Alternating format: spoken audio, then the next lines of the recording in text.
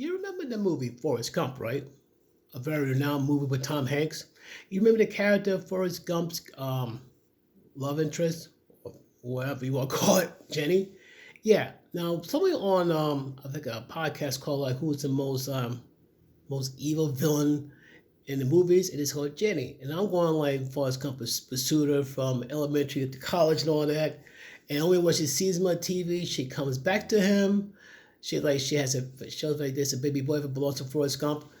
And the guy said she's the most vile villain. I said, now I have to say, let me stop you right there. Jenny is not the most evil villain in the world, but gentlemen, especially young men, I want you to think very carefully. Keep in mind, seriously, think about it. There's this woman who you've known since you were a kid. You pursue her from junior high school, college. She don't want you that way. She think you're a nice guy. Okay. Go about your business, go about your purpose. You take better care of yourself physically, you build your brand up, you work hard, you study hard, and you rise up in the ranks in your achievements. One day you become successful. And that same female who want nothing to do with you from pretty much from junior high school, college, and all that. Also, she sees you become successful. She may have one or two kids, and then now she wants to hit you up. So I want you to think about this.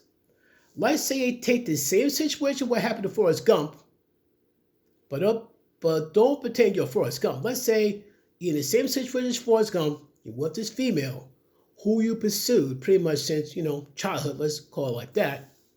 And she pretty much do the same thing that Jenny did. Rejected you, push you aside. Okay. In all seriousness, when you become successful, in some cases financially successful, she comes to you, claiming like, hey, I have a kid by you. Unlike Forrest Gump, say, oh, I have a son. You guys, and I'm hoping you're smart enough to say like, you know what? You say that's my son, I got two words for you. Paternity test. Yeah. That should make you be very, very wary. Now, we know Jenny has been traumatized by her father. Yes. But here's the funny thing. If we males have been traumatized, what would a woman say? Get help. Get healed before you look at any other female. Okay, that's cool. So ladies, if God forbid you have any type of trauma or PTSD or something like that, based on like a bad accident, or something personally happened to you in terms of pertaining to your family or to a stranger, get help, get healed before you think about looking at another male. But in terms of situations like the Jenny situation, no. When shows like there are young women in their 20s at the peak of their beauty, and don't give me say, well, my peak of my beauty is in my 30s. No. The peak of your beauty is in your early 20s. If you think about it, though, let's say you get married, like say, early to mid-20s, the chances you'll be able to start a family, give birth to babies without having any serious complication, and enjoy a longer time and help raise your kids in your 20s as opposed to you try to raise your kids in the 30s. There's a difference between raising a child in your 20s as opposed to your 30s. In your 20s, you got more strength, you got more energy. In your 30s, you got to struggle a little bit.